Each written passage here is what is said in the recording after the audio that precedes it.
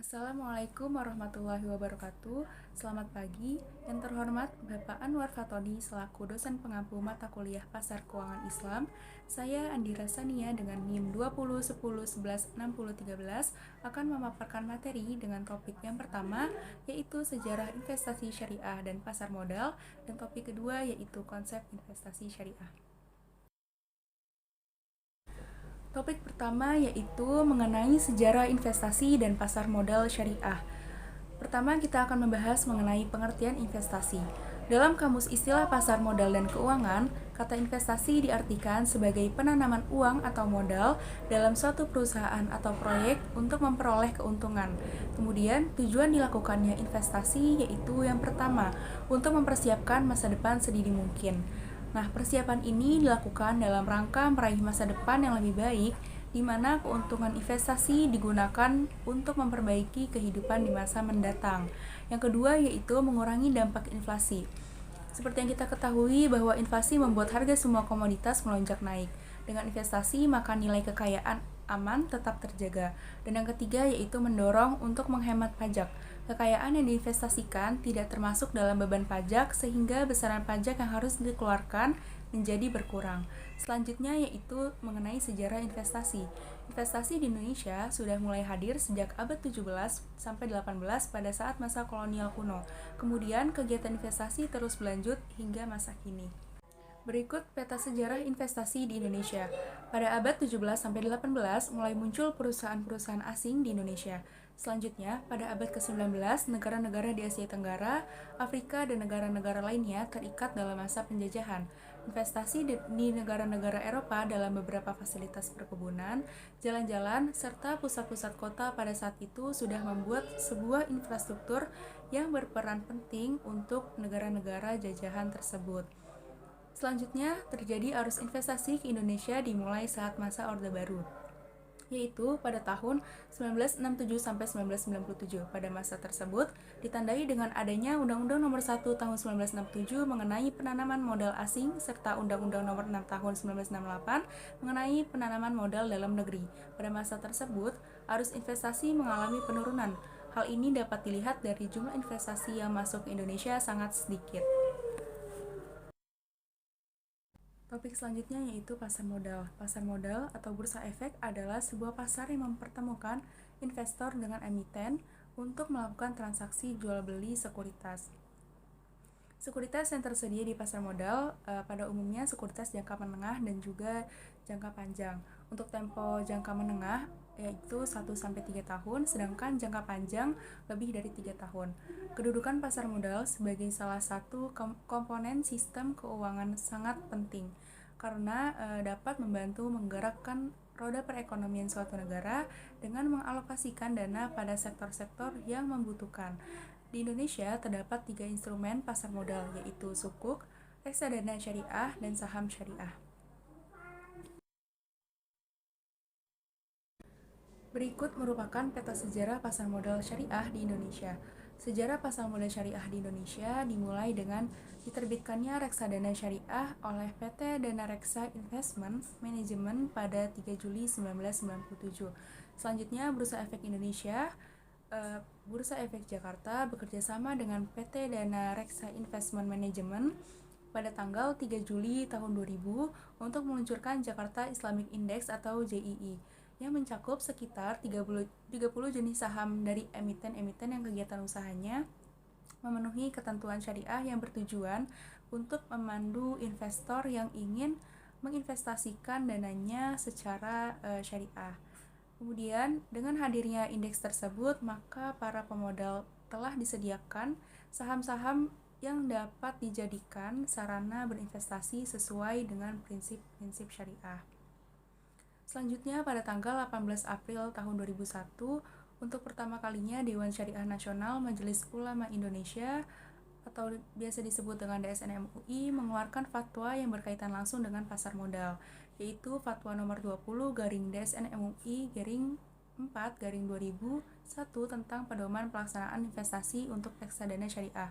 Selanjutnya pada tahun 2003, DSN MUI menerbitkan Fatwa Nomor 40 tentang pasar modal dan pedoman umum penerapan prinsip syariah di bidang pasar modal. Pada tanggal 23 November tahun 2006, Otoritas Pasar Modal pada waktu itu yaitu Bapepam LK menerbitkan paket peraturan Bapepam LK terkait pasar modal syariah. Paket peraturan tersebut yaitu Peraturan Bapepam LK nomor IXA 13 dengan menerbitkan efek syariah dan nomor IXA 14 tentang akad-akad yang digunakan dalam penerbitan efek syariah di pasar modal. Perkembangan pasar modal syariah mencapai tonggak sejarah baru dengan disahkannya Undang-Undang Nomor 19 Tahun 2008 tentang Surat Berharga Syariah Negara atau biasa disebut dengan SBSN pada tanggal 7 Mei tahun 2008. Pada tanggal 26 Agustus 2008, untuk pertama kalinya, pemerintah Indonesia menerbitkan SBSN. Diluncurkannya Indeks Saham Syariah Indonesia atau biasa disebut dengan ISSI sebagai Indeks Komposit Saham Syariah yang terdiri dari seluruh saham syariah yang tercatat di Bursa Efek Indonesia pada tahun 2011. Kemudian diikuti dengan diluncurkannya Syariah Online Trading System atau SOTS oleh perusahaan efek. Dan pada tahun 2017 diluncurkannya Unit Pengelolaan dan Manajer Investasi Syariah pertama di Indonesia. Topik selanjutnya yaitu mengenai pasar uang. Pasar uang adalah sebuah pasar yang mempertemukan investor dengan emiten untuk melakukan transaksi jual beli efek atau surat berharga jangka pendek. Tempo jangka pendek sendiri yaitu hanya 1 tahun. Dalam pasar uang, efek yang dijual yaitu berkaitan dengan tingkat likuiditas dan juga pendapatan dari emiten yang bersangkutan. Instrumen pasar uang di Indonesia seperti sertifikat deposito, commercial paper, dan juga sertifikat Bank Indonesia. Studi kasus yang saya ambil yaitu pada saat Orde Baru, era pembangunan dan investasi dimulai ketika Soeharto secara formal menjalankan tugasnya pada bulan Maret tahun 1968. Pemerintahan Orde Baru melalui rencana pembangunan 5 tahun atau Repelita sukses membangkitkan perekonomian negeri kita yang terpuruk. Pemerintahan Soeharto berusaha memodernisasi Indonesia yang tak banyak berkembang sejak ditinggalkan oleh Belanda. Untuk itu, pemerintahan ini mengundang negara-negara barat untuk berinvestasi. Satu kebijakan yang ditempuh adalah meluncurkan Undang-Undang Nomor 1 Tahun 1967 tentang penanaman modal asing yang membiarkan investor asing menggunakan sumber-sumber daya dan teknologi dari luar Indonesia. Kemudian juga memperbolehkan perusahaan-perusahaan untuk menyewa tenaga kerja asing dan mengizinkan investor asing untuk mentransfer keuntungan ke negara asal mereka setiap saat. Kebijakan ini terbukti cukup berhasil jika dilihat dari meningkatnya nilai investasi asing yang disetujui dari 192 juta pada tahun 1967 ke 331 juta dolar Amerika Serikat pada tahun 1968 dalam waktu 1 tahun. Topik selanjutnya yaitu konsep investasi syariah. Konsep investasi syariah dapat diartikan sebagai suatu kegiatan produktif yang menguntungkan bila dilihat dari sudut pandang teologis dan menjadi untung rugi jika dipandang dari sisi ekonomi, karena tidak bisa terlepas dari adanya suatu ketidakpastian atau uncertainty of loss dalam kehidupan manusia, serta harus dilakukan sesuai dengan kaidah-kaidah syar'i dilihat dari sudut pandang teologis. Selanjutnya, landasan investasi syariah. Dalam ekonomi syariah, kegiatan investasi sangat dianjurkan. Investasi dalam ekonomi syariah bukan berarti semata-mata memperkaya diri sendiri dengan menghalalkan segala cara. Tentunya etika bisnis dan investasi harus tetap dilandasi oleh norma, etika, dan tuntutan syariah yang bersumber dari Al-Quran maupun hadis. Perlu kita ketahui bersama bahwa terdapat 4 landasan dalam berinvestasi syariah, yaitu yang pertama, landasan tauhid. Landasan tauhid harus dijadikan fondasi bagi setiap muslim dalam segala aspek kehidupan. Salah satunya adalah aspek ekonomi.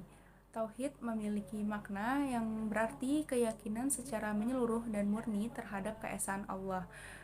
Landasan yang kedua yaitu landasan keadilan dan kesejajaran. Islam tentunya sangat menjunjung tinggi keadilan, terutama dalam aspek ekonomi. Semua pihak yang terlibat dalam ekonomi berhak merasakan keadilan. Kesejajaran juga menjadi aspek penting dalam ekonomi Islam karena Islam melarang terjadinya siklus perekonomian yang hanya tertuju pada segelintir orang saja. Kemudian landasan yang ketiga yaitu landasan berkehendak bebas. Islam membebaskan setiap manusia untuk menentukan pilihannya. Tidak ada yang bisa membatasi manusia dalam meraih kebebasan untuk dirinya sendiri. Dan yang landasan terakhir yaitu landasan pertanggungjawaban. Landasan ini berhubungan dengan landasan sebelumnya yaitu landasan kebebasan, di mana setiap pilihan yang dipilih oleh manusia harus dipertanggungjawabkan. Topik selanjutnya yaitu prinsip-prinsip investasi syariah. Terdapat 4 prinsip umum dalam berinvestasi. Yang pertama yaitu prinsip halal dan thayyib atau baik. Terdapat dalil yang menunjukkan prinsip ini yaitu pada Quran Surat Al-Baqarah ayat 168 yang artinya, wahai manusia, makanlah dari makanan yang halal dan baik yang terdapat di bumi dan janganlah kamu mengikuti langkah-langkah setan. Sungguh, setan itu musuh yang nyata bagimu. Dan ayat ini menjelaskan bahwa kegiatan investasi dan pembiayaan hanya dapat ditujukan pada aset dan kegiatan usaha yang halal, tohir, spesifik, bermanfaat, dan tidak membahayakan serta tidak dilakukan dengan cara yang batil. Prinsip yang kedua yaitu menghindari dari kondisi goror dan maisir dengan prinsip transparansi. Dengan adanya praktik goror dan maisir dalam berinvestasi bisa membawa kerugian dan menzolimi salah satu pihak. Karena praktik goror dan maisir telah menutup transparansi kegiatan investasi di mana keuntungan yang diperoleh tidak diketahui secara pasti dan jelas. Prinsip yang ketiga yaitu prinsip keadilan dan persamaan. Dalam Islam tentunya dilarang melakukan segala jenis usaha dengan praktik riba, karena riba merupakan instrumen transaksi bisnis yang bersifat tidak adil dan juga ekspliatif. Sedangkan investasi dalam Islam, pelaku investasi keuntungan yang diperoleh harus melalui proses yang halal, baik serta diridhoi oleh Allah. Dan prinsip keempat yaitu dari segi pemasaran atau supply maupun permintaan atau demand, pemilik harta atau investor dan pemilik usaha atau emiten tidak boleh melakukan hal-hal yang menyebabkan gangguan yang merusak mekanisme pasar, di mana gangguan pasar biasa disebut dengan distorsi pasar akan menyebabkan investasi menjadi tidak sehat dan akan terdapat pihak yang dirugikan. Topik selanjutnya yaitu pola dan akad investasi. Dalam investasi syariah menggunakan dua pola, yaitu pola penyertaan modal dan juga pola kemitraan dengan akad musyarakah dan mudharabah melalui qardul hasan untuk menghindari praktik riba. Pada pola penyertaan modal akan sangat lambat dalam meningkatkan usahanya, sedangkan pada pola kemitraan dilakukan melalui bagi hasil, baik dalam keadaan untung maupun rugi. Pola kemitraan juga telah memenuhi rasa keadilan bagi pengusaha maupun penyedia dana. Kemudian, pola kemitraan dalam Islam dapat dilakukan dalam dua bentuk akad, yaitu akad mudharabah dan juga akad musyarakah. Akad musyarakah sering disebut dengan syirkah. Dalam fatwa DSN MUI nomor 114 tentang akad syirkah disebutkan bahwa akad syirkah adalah akad kerjasama antara dua pihak atau lebih untuk suatu usaha tertentu di mana setiap pihak berkontribusi memberikan dana atau modal usaha dengan ketentuan keuntungan dibagi sesuai yang disepakati bersama atau secara proporsional. Sedangkan kerugian ditanggung oleh semua pihak secara proporsional pula. Nah, akad musyarakah atau syirkah dalam investasi didasari dari keinginan para pelaku usaha untuk bekerjasama agar nilai aset yang dimiliki semakin meningkat. Namun, dalam melakukan skema syirkah harus memperhatikan beberapa hal, seperti tidak mencampur dana proyek dengan dana pribadi, tidak menjalankan sebuah proyek tanpa izin pemilik modal lain, serta tidak meminjamkan modal musyarakah kepada pihak lain tanpa izin dari pemilik modal lain. Selanjutnya yaitu akad mudharabah. Nah, akad mudharabah dalam investasi didasari dari kepercayaan yang tinggi, di mana pemilik modal memberikan modal sebesar 100% kepada pengelola modal, kemudian dikelola menggunakan keahlian yang dimiliki. Nah, dari kedua akad ini terdapat perbedaan dalam mudharabah dan musyarakah. Dalam mudharabah hanya satu pihak yang berkontribusi berupa modal, sedangkan dalam musyarakah semua pihak yang terlibat wajib menyerahkan atau berkontribusi berupa modal dalam satu proyek. Selanjutnya yaitu proses investasi syariah. Proses investasi menunjukkan bagaimana seharusnya seorang investor membuat keputusan investasi pada sekuritas. Yang pertama yaitu menentukan tujuan investasi. Dalam menentukan tujuan, terdapat 3 hal yang perlu dipertimbangkan atau diperhatikan, yaitu tingkat hasil yang diharapkan, tingkat resiko, dan juga ketersediaan jumlah dana yang akan diinvestasikan. Proses selanjutnya yaitu melakukan analisis sekuritas. Tujuan dilakukannya analisis sekuritas yaitu untuk mengidentifikasi efek salah harga. Analisis sekuritas juga dapat dilakukan dengan dua pendekatan, yaitu dengan pendekatan fundamental, di mana didasarkan pada informasi yang diterbitkan oleh emiten. Yang kedua yaitu pendekatan teknikal, di mana didasari oleh data perubahan harga saham di masa lalu untuk memperkirakan harga saham di masa mendatang. Proses selanjutnya yaitu pembentukan portofolio. Portofolio merupakan sekumpulan investasi.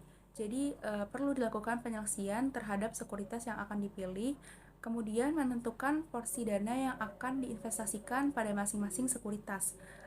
Proses selanjutnya yaitu melakukan revisi portofolio, dan yang terakhir yaitu evaluasi kinerja portofolio. Pada proses tahapan ini diadakan penilaian terhadap kinerja portofolio yang mencakup tingkat keuntungan yang diperoleh dan resiko yang ditanggung pemodal. Selanjutnya yaitu norma dalam investasi syariah. Jadi prinsip dasar transaksi menurut syariah dalam investasi keuangan yang ditawarkan yaitu yang pertama, uang bukanlah komoditas perdagangan, melainkan sebagai alat tukar. Yang kedua yaitu menjunjung tinggi transparansi sehingga tidak menimbulkan kerugian dan penipuan yang disengaja atau tidak disengaja. Yang ketiga yaitu setiap transaksi yang terjadi harus memberikan manfaat dan tidak menzolimi salah satu pihak. Dan yang keempat, kedua pihak bersedia menanggung resiko yang mungkin saja terjadi dalam transaksi yang dilakukan. Dan yang kelima, melakukan manajemen resiko untuk memperkecil resiko yang mungkin saja muncul. Jadi nantinya resiko yang muncul tidak lebih besar dari kemampuan menanggung resiko. Dan yang terakhir yaitu menerapkan manajemen Islami dengan menghindari unsur spekulatif serta menjunjung tinggi hak asasi manusia. Topik selanjutnya yaitu mengenai manajemen risiko atau GOROR dalam transaksi dan investasi. GOROR adalah melakukan sesuatu tanpa memikirkan konsekuensi yang timbul, sedangkan risiko adalah konsekuensi yang mungkin timbul akibat ketidakpastian yang tidak bisa dicegah oleh manusia. GOROR dapat timbul dalam sebuah transaksi karena dua hal. Yang pertama, karena kurangnya informasi pada pihak yang berakad, dan yang kedua, tidak adanya objek. Sedangkan resiko juga akan menjadi masalah jika tidak diketahui secara pasti kemungkinan kerugian yang akan terjadi di masa mendatang. Sehingga manajemen resiko wajib dilakukan sebelum membuat keputusan bisnis agar tidak muncul masalah di kemudian hari. Dalam ekonomi syariah, manajemen resiko harus dilakukan sebelum membuat keputusan dengan sesuai maqasid syariah, yaitu menjaga harta atau hifz al-mal dari segala sesuatu yang menyebabkannya hilang atau musnah. Studi kasus yang saya ambil terkait dengan topik konsep investasi syariah yaitu tentang robot trading. Belakangan ini, topik robot trading kembali mengemuka seturut pelaporan atas kasus robot trading Net89. Sebanyak 134 orang dilaporkan ke kepolisian atas dugaan keterlibatan dalam kasus robot trading Net89.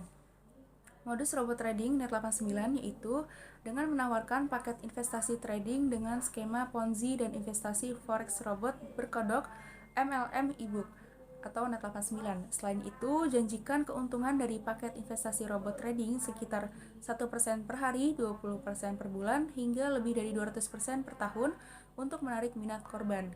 Hasil dari analisis saya itu praktik robot trading menjadi boleh menurut prinsip syariah berdasarkan prinsip asal dari bermuamalah, yaitu segala bentuk muamalah diperbolehkan hingga ada dalil yang melarangnya. Kemudian, syarat pihak nasabah atau trader yang menggunakan fitur robot trading memahami karakteristik dan segala informasi dari robot trading tersebut. Jika tidak memahami karakteristik dan informasi dari robot trading yang ia gunakan, maka itu menandakan bahwa ia sedang melakukan praktik spekulasi atau goror, karena unsur jahala atau ketidaktahuan dia terhadap instrumen yang diaksesnya. Ketidaktahuan tersebut yang akan menyeret sebagai pelaku akad bai munabazah yang dilarang karena tersimpan makna maisir atau judi atau untung-untungan, dan itu yang diharamkan. Nah, dari kasus tersebut, penipuan dan pencucian uang merupakan perbuatan yang tercela karena dapat menimbulkan kemudaratan dan kemaksiatan. Hal ini tentunya juga tidak sesuai dengan prinsip-prinsip umum dalam investasi syariah, di mana dalam prinsip investasi disebutkan bahwa kegiatan investasi harus dilakukan dengan cara yang halal dan thayyib, serta transparansi. Dari kasus tersebut juga tidak sesuai dengan maqasid syariah, di mana dalam maqasid syariah mementingkan kesejahteraan dan kemaslahatan umat manusia. Sekian pemaparan dari saya. Terima kasih atas perhatian Bapak Anwar. Assalamualaikum warahmatullahi wabarakatuh.